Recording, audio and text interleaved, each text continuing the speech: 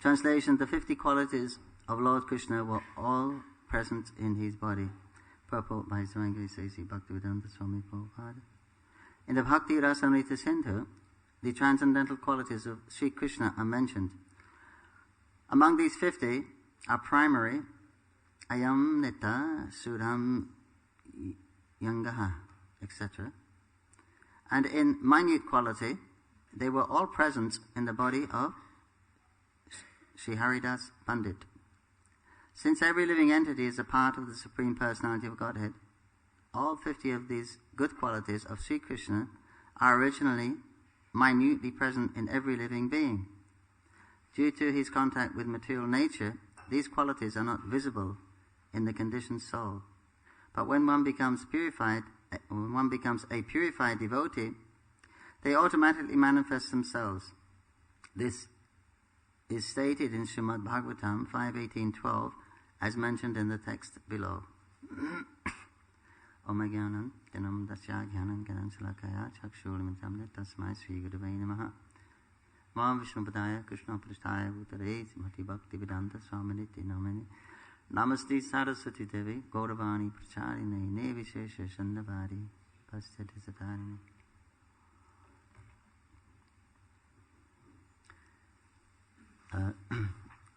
Here we're starting this, how we're talking about Vrindavan Das Thakur, and then he was the author of Sri Chaitanya, it became Sri Chaitanya Bhagavat. Originally it was Sri Chaitanya Mongol, and it became Sri Chaitanya Bhagavat because Lochan Das Thakur also wrote a work on Lord Chaitanya, also called Chaitanya Mongol. So he changed the name to Chaitanya Bhagavat. And he mainly explained in that book, Chaitanya Bhagavat, very wonderful book about the earlier pastimes of Lord Chaitanya up until he took sannyas. So Krishnadas in Chaitanya Amrita, he elaborated on the later pastimes of Lord Chaitanya. And the Chaitanya Charitamrita is very philosophical, where the Chaitanya Bhagavat is mainly just lila. Srila Prabhupada asked, what should I translate first, Chaitanya Charitamrita or Chaitanya Bhagavat? So somebody said, Chaitanya Bhagavat.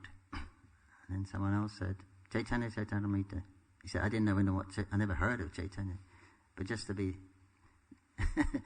different. So Prabhupada translated this first.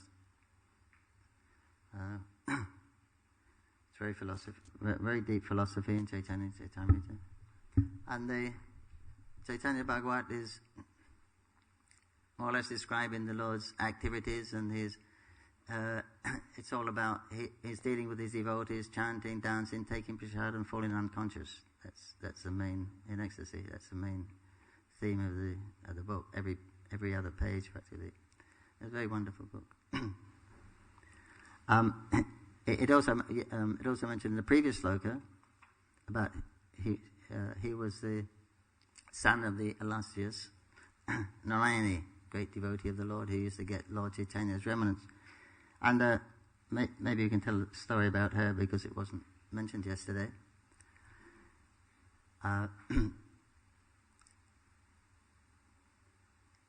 She was a niece of Shivas Thakur, who lived there in Mayapur. And later on, I think when she got married, then she moved to the other side of the river in, I forget the name of the island, but where the house of Vrindavan Das Thakur is. Can anyone remember the island? Huh? Yeah, the name of the island? It's nearby. Madhu. Thank you. It's nearby. We go there on the parikrama to Vrindavan Das Thakur's house. There's a very famous story of when Lord Chaitanya used to have the nocturnal kirtans. They would close the gates from the premises, and only the devotees could come inside. Only the pure Vaishnavas. And so other people were trying to come in, and they were disappointed, some of them, because they couldn't get in. It was only like only exclusive for the devotees. Because there Mahaprabhu used to reveal his divinity. So it was a very exclusive audience there. So some people were very sad that they couldn't hear, and some people were a little envious also, some of the brahmanas. And they began to criticize, why they're not letting everyone in. Just here all night, they're having these rocious kirtans, so loud. They probably got some good wine inside, the way it sounds like they're having a real party in there. And so the envious people became a little more envious. So they thought, anyway, if he continues this loud chanting, because it was a new thing, a new concept in those days, the Sankirtan movement really only started in a big way in Bengal anyway, with the appearance of Lord Chaitanya. He actually inaugurated it. And so they thought, if the Qazi hears it, he's the Muslim that was under Muslim rule that time, 500 years ago, and the chief magistrate, Qazi, his name, Qazi means like Pandit, and he was in charge, and he lived nearby. He lived in what is now called Bamanpukur, which is about a couple of kilometers away from that Srivas Thakur's house, which is very close to Lord Chaitanya's house. They thought, if they continue like this, then the Qazi will hear it. He'll get annoyed. What's going on? And then he'll come and punish them, and they'll punish all of us. So before that happens, we should tear his house down and throw it in the Ganga.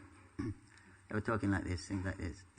Anyway, at least we should let's go and complain to the Qazi. At least we'll save our skins. If they do decide to do something, at least they'll know we're innocent. It's not us. It's Nimai. So they went to they went to complain. They said that Nimai, he was a good boy before he met those Vaishnavas. He's a very, very good scholar and very bright boy, but the association with those Vaishnavas, they spoiled him. They become they're doing these crazy things like chanting the name of the Lord loudly. During Chaturmas, the Lord is sleeping. They don't know they're going to disturb him. What scripture they're getting it from, we don't know. They're concocting all these new things for the Hindu religion. It should be stopped. We're against it. Okay, we're not with him.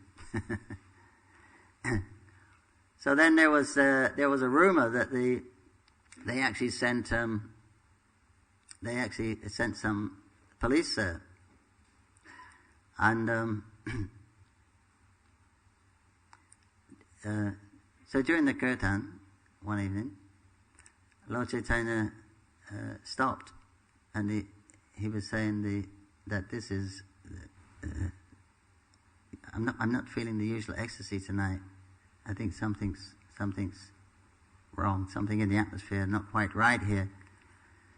And this is Srivas Thakur's house. So Shiva said, no Prabhu, how can anything be wrong with your here? So Chaitanya Mahaprabhu, he's a super soul, he knows everything. He says, I know that you are in anxiety about me. You think that you've been told that there's a boatload of soldiers coming and you're fearful that they will come and arrest me. He said, well, what can they do to me? I'm the Supreme Lord. How can they? I just tell them, when they come over, I'll just tell them, I'm the super soul in their heart, I'll tell them, get back in the boat and go back. If they don't listen to my instruction, which indicates that we do have our independence. So even if the Lord inspires us to do something, sometimes when Maya comes into view, and then the mind says, oh yeah, and then the intelligence inspired by the super says, no. And the mind says, oh yeah. And the intelligence says, no. And the mind says, be quiet. Right? So we have our independence. So even if the Lord inspires you, He doesn't interfere with our actual freedom, independence. And he said, even if they don't listen, I will be the first one to step on the boat. I say, yes, take me to the Kazi. Then we will challenge the Kazi. You bring all of your mullahs here, your priests, and and bring all the animals in your palace. Bring the horses and the elephants and your birds, peacocks, etc. And you get the mullahs to chant from the Quran, and you get them to chant in such a way that will induce these animals to dance and cry in ecstasy. He said, of course they won't be able to do it. He said, then we will start kirtan, and then all the animals will dance and cry in ecstasy. And everyone said, okay, right. He said, you don't believe me? Then he indicated that Srivas's niece, Narayani, the mother of Vrindavan Das Thakur, she was 4 or 5 years old then. He said, Narayani, he said, chant Krishna's name and dance in ecstasy. So then she began to utter Krishna's name. After the first time, she became so choked up with ecstatic emotion she could hardly chant Krishna fully. It was only Krishna. She was trying to get Krishna out, and she was staggering and falling, and her tears were pouring from her eyes, and her hairs were standing on end, and she was trembling. And seeing that ecstatic symptoms, everyone else became ecstatic. And then Lord Chaitanya said, "No, you believe me?" He says, "Why? I've come to protect my devotees. Right? I come here, I come to protect my devotees. I'm here personally with you, and you're fearful." He said, "No, give up that mentality. You have no fear." And she used to eat the remnants of Lord Chaitanya. So Vrindavan Das Thakur was her progeny. Then Vrindavan Das is described in, it's talking about Haridas Pandit, who was a priest in the Radha Govinda temple in Vrindavan. That was a very opulent, wonderful temple that was built there by the Goswamis. And not so much is known about him, but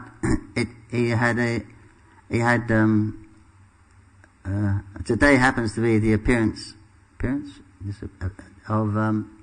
Gangamata Goswamini, she was a disciple of this Haridas Pandit. And she was an amazing lady. She was actually a princess, a daughter of a Zamadar, because those times it was like the landlords were called their own king, like kings. They had a small kingdom. So she was more or less a prince. Her name was Sachi. And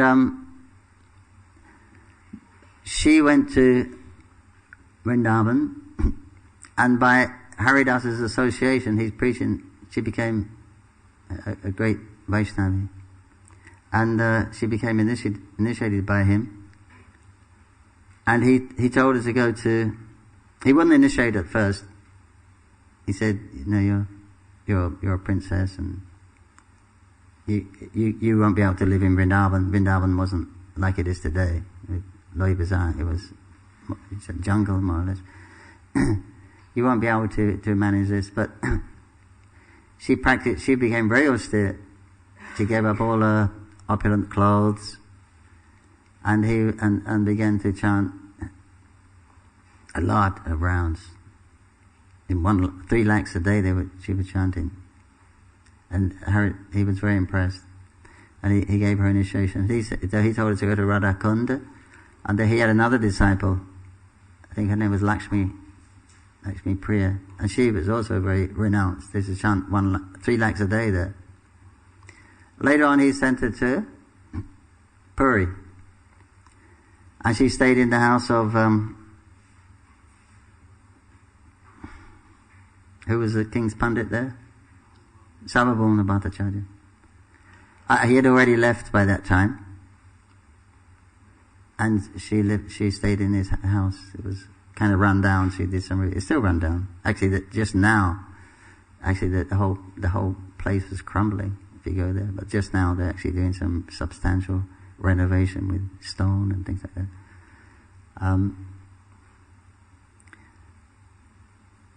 Because Mahaprabhu stayed there also, Gambhira. So one day, and she became quite famous there. But she used to recite Srimad Bhagavatam, and people would come and see her. Even the king would come.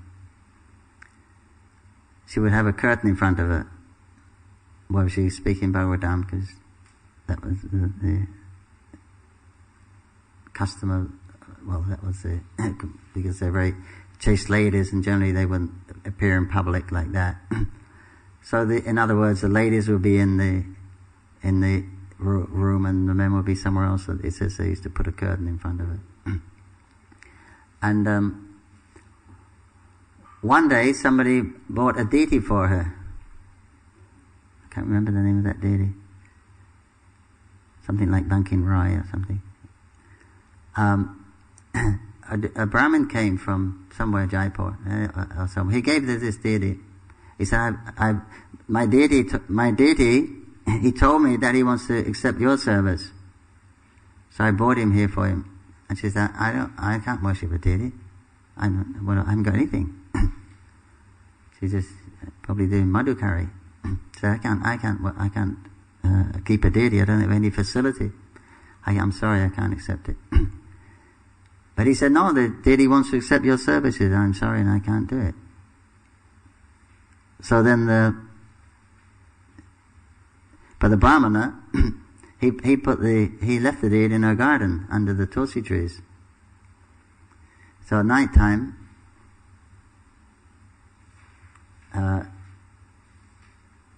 Sachi heard a voice saying, "You want to kill your son?"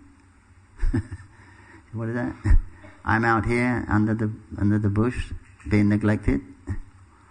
So then she had no choice. She had to take the deity, and so that became a very famous deity. Then there was, she had kind of taken a Kecha sannyas, that she would never leave the Dham, Puri. And I don't know what occasion it was, whether it was Ganga Puja or Purnima or anyway, it's a special occasion when they take bath in the Ganga. So all of her friends and a lot of devotees, they went to Navadvip to take bath in the Ganga. Because mostly the devotees, they're Bengali. Still today, in that area of Puri, that's called the Bengali area, by the Swagadar, that side of Puri, it's all Bengali. But she considered, no, I've taken Kecha sannyas. But at night she was actually laying down, going to sleep, and she was just thinking about all the devotees and all her friends would be enjoying, taking bath in Navadvip, taking in the Ganga. And suddenly the water from her well is starting to rise, and the water was flooding in her room, and it took her down the road and into into Jagannath's temple. And there she saw Navadvip was manifest, which is all the associates were there, and they're all taking bath and chanting Hari Bol, and it was a festival. And then the Pandavas heard from outside. The temple was closed by that time. They heard some strange sounds, and what's going on. So then they called the king, and they just open the doors. And when they went in there, they found this Sachi Devi there. They said, "What are you doing? You've hidden yourself at night, saying so you can come and steal the deity's jewelry." Then they took her and locked her up. And then Lord Jagannath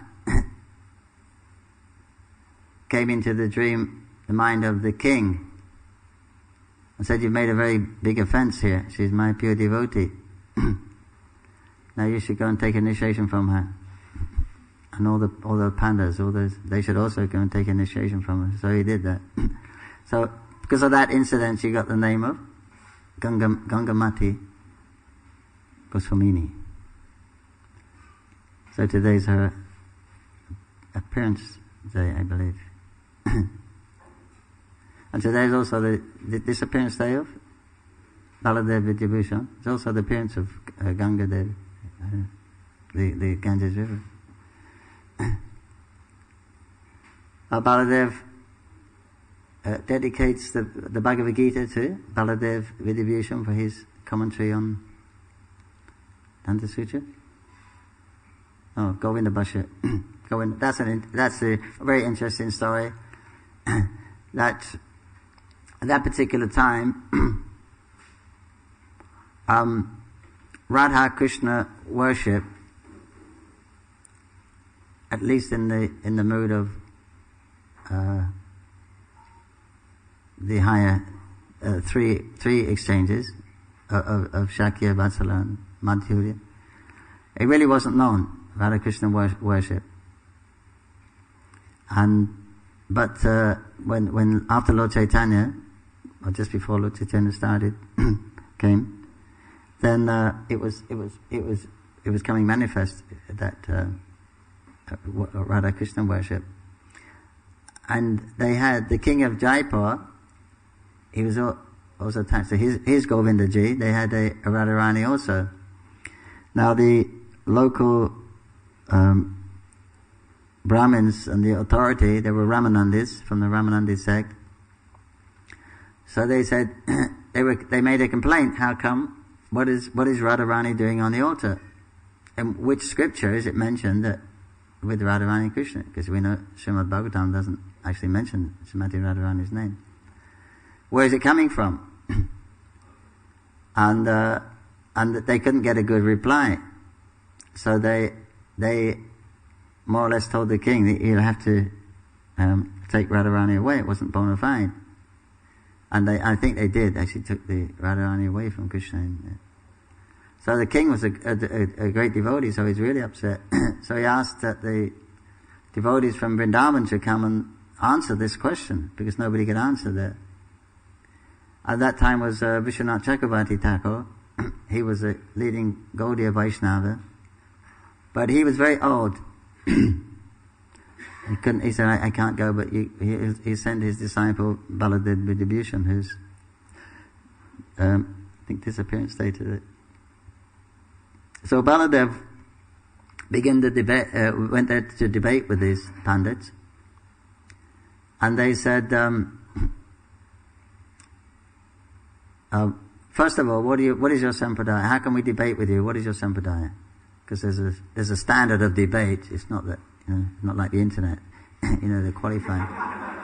Just like if you want to debate with the Shankacharyas, the sannyasis in Shankaracharya, they'll say, take sannyas first, and then we'll talk. Just show you're serious, you take sannyas, and then we'll speak. That's their standard. So they were asking, what is your bhashya? Where's your commentary on Vedanta Sutra? Because all of the sampradayas, they have this commentary on Vedanta Sutra. We didn't have one. Gaudiyas didn't have one.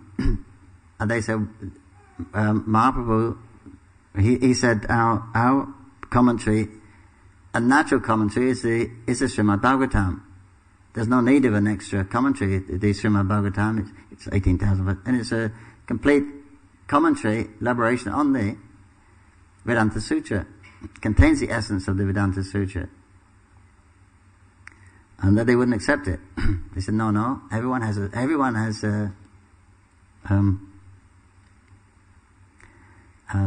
bhashya.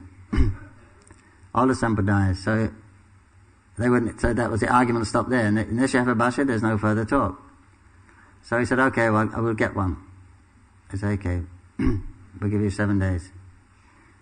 So then he went away and he thought, what to do? We don't have one. Then he went to Govindaji temple. And he prayed, Govinda, I've stuck my neck out. I said we'll offer a commentary, but we don't actually have one. What to do? Please help us. So Govinda, they've said to him, I will give you. Don't worry. I'll tell you what to write.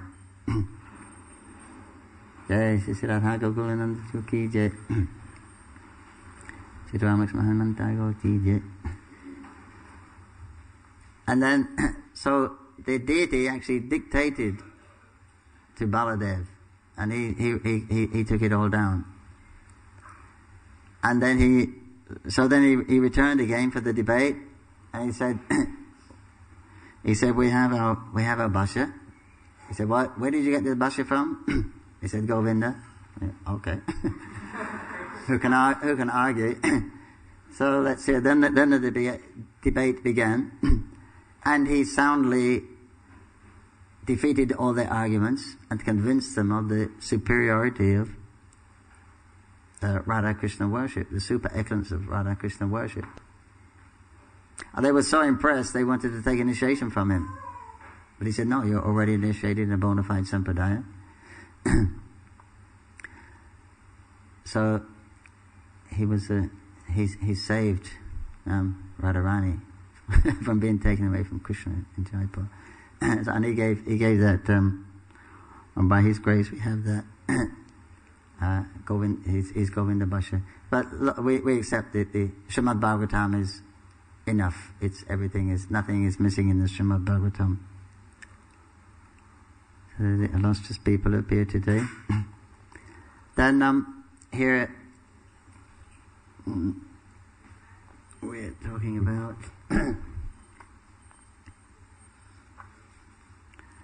anyway, he's talking about the gorgeous worship of Radha Govinda Ji then. Srila Prabhupada said, Sanatana Goswami, Haribhakti Vilas, said, actually deity worship is for neophytes, and you make big temples and gorgeous work. He said that's to engage the wealthy people. They can spend their money building gorgeous temples. Of course, it's for everyone. It's specifically for neophytes, so we can actually see the form of the Lord, meditate on the form of the Lord.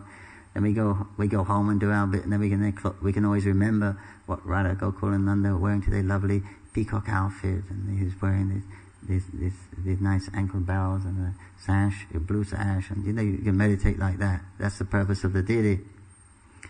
And it's almost obligatory for the householders to worship the deity, because that will purify their existence, because their householders are engaged in, worldly affairs, and whereas all the other ashrams are renounced. So specifically for them, but specifically for neophyte people, that means everyone. But it means that the Goswamis also worship deities, right? They all establish deities, and they had good rapport. And Lord Chaitanya also, by his example, in Puri, every day he would visit Jagannath Temple, take darshan. And when he travelled South India, you read the Mahaprabhu's travels in South India, he's going from holy place to holy place, temple to temple, like this. So it's not that if one is advanced, one doesn't have to, of course it's not necessary. Once your relationship is established with Krishna, it's not necessary.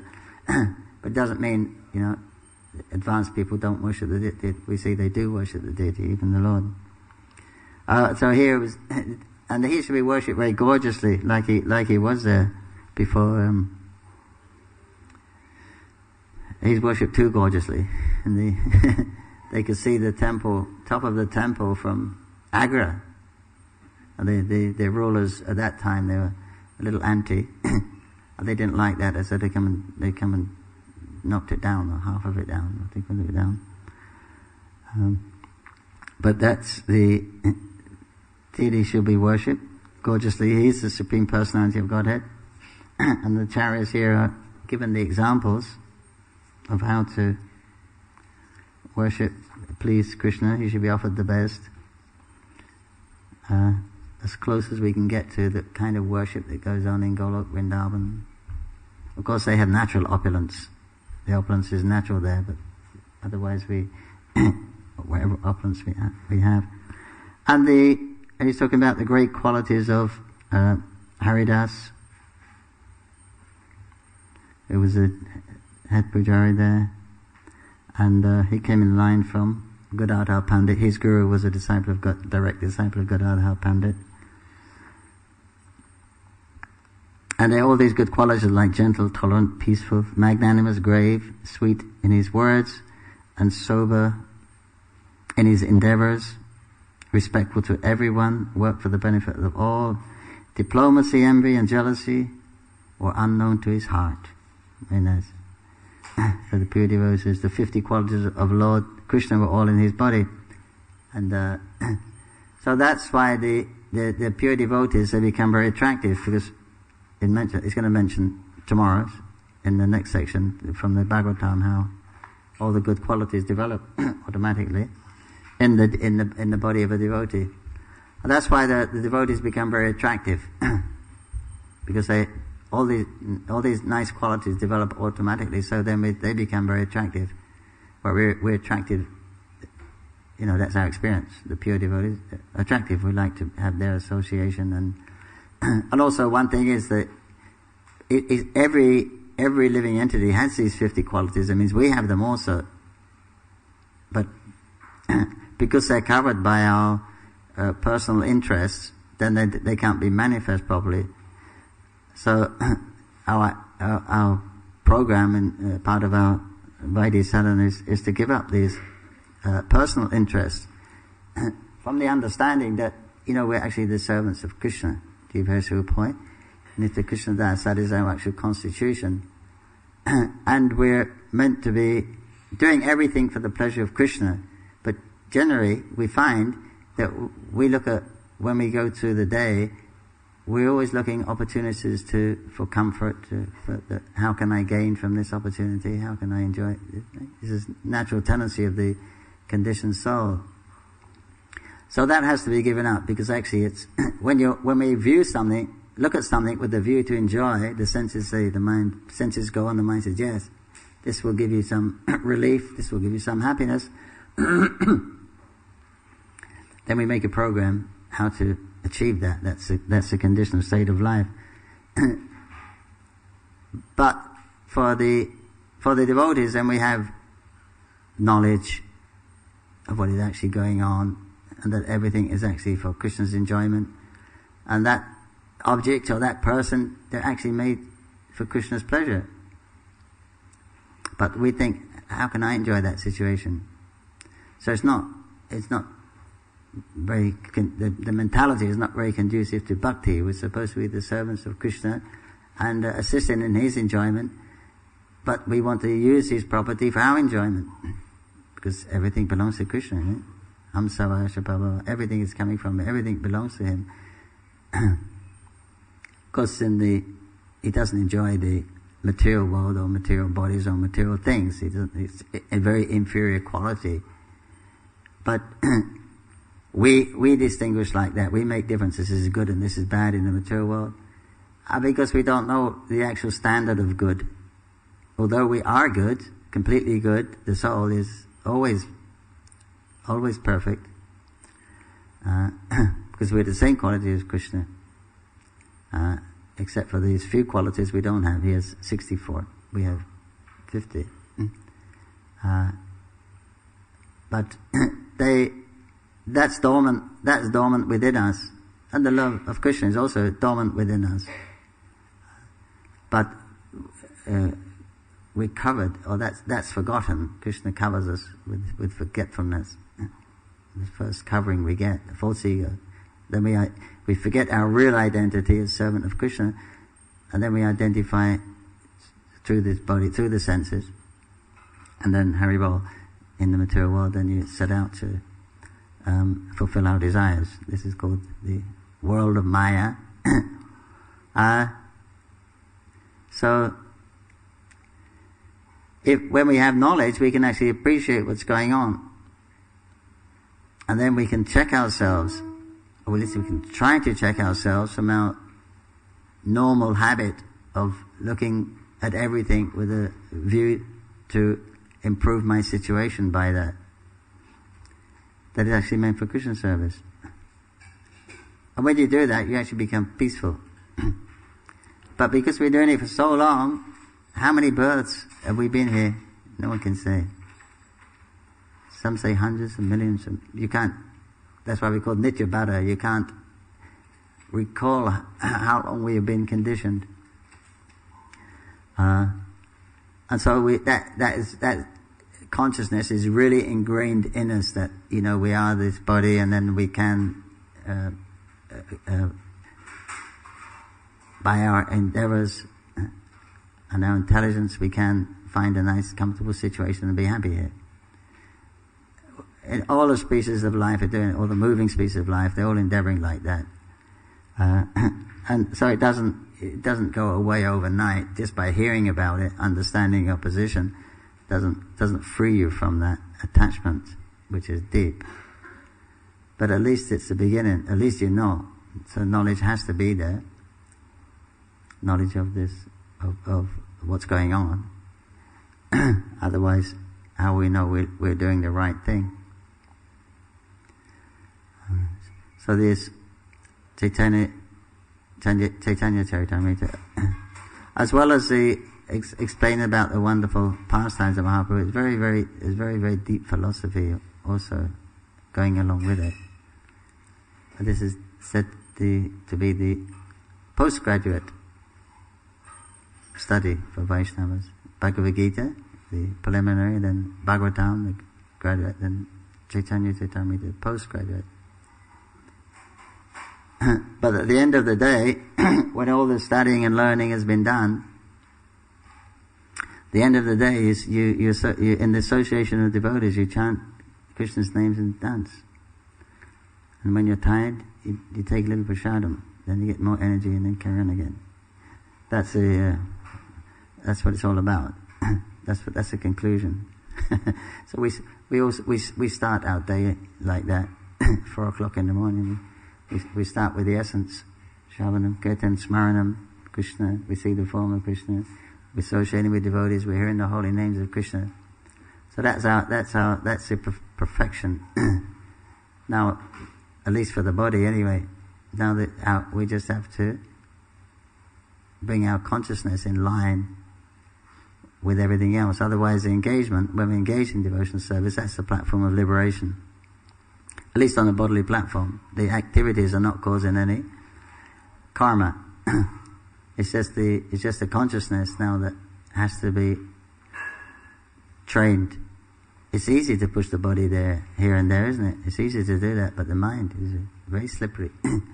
But the mind and the consciousness, they have to follow the example. So, if you're very fortunate, you can control just by the mind. Otherwise, you control the mind by engaging the senses in the service of Krishna.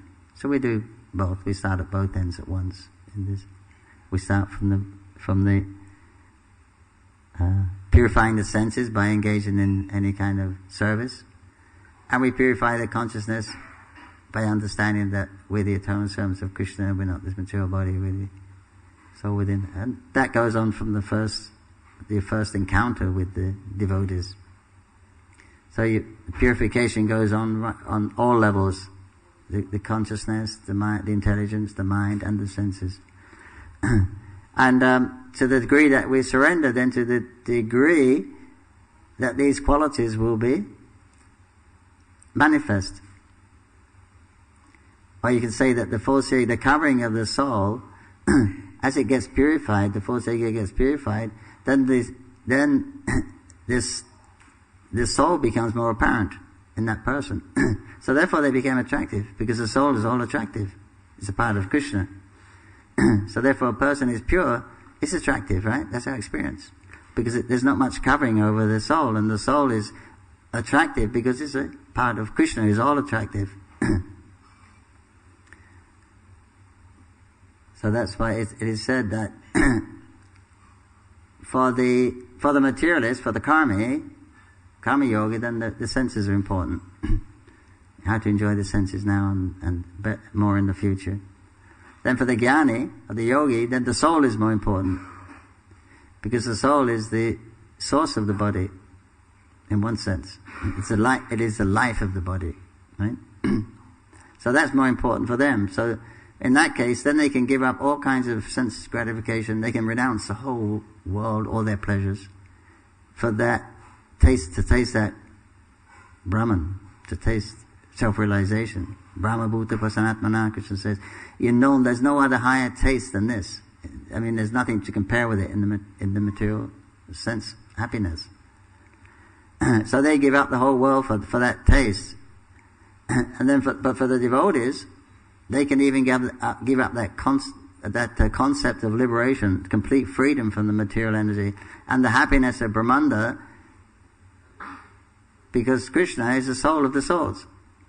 So if you can give up the material world for 1/10,000th part, the tip of the hair happiness, how much happiness is there in Krishna? We're only 1/10,000th part, the tip of the hair.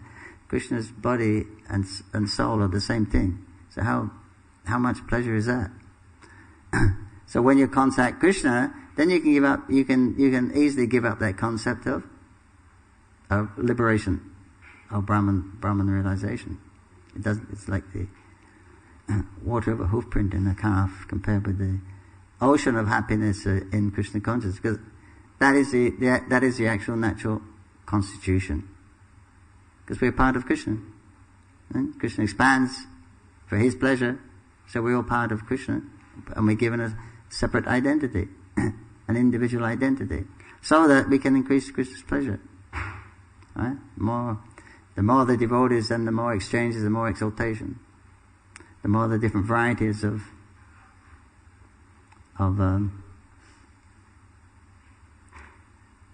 tastes.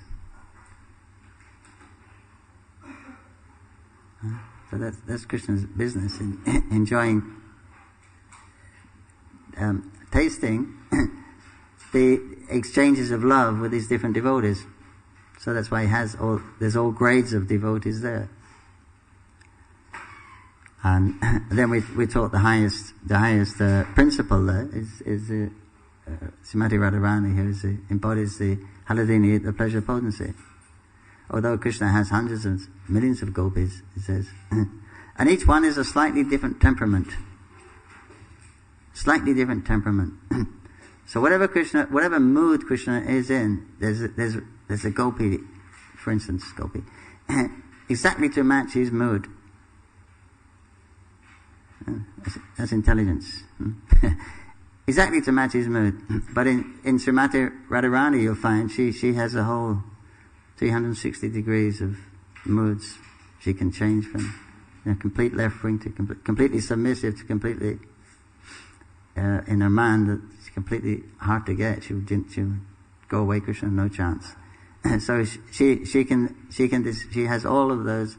She can display all of those different moods. That's why she's considered the supreme devotee in Madhura Ras. Of course she does. She's considered the embodiment of the Haladini Shakti, because she can please Krishna in any way, and she can match any of his moods.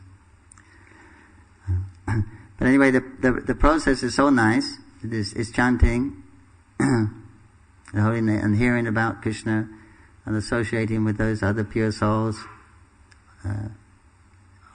taking prasadam, and doing whatever we have to do to maintain our bodies.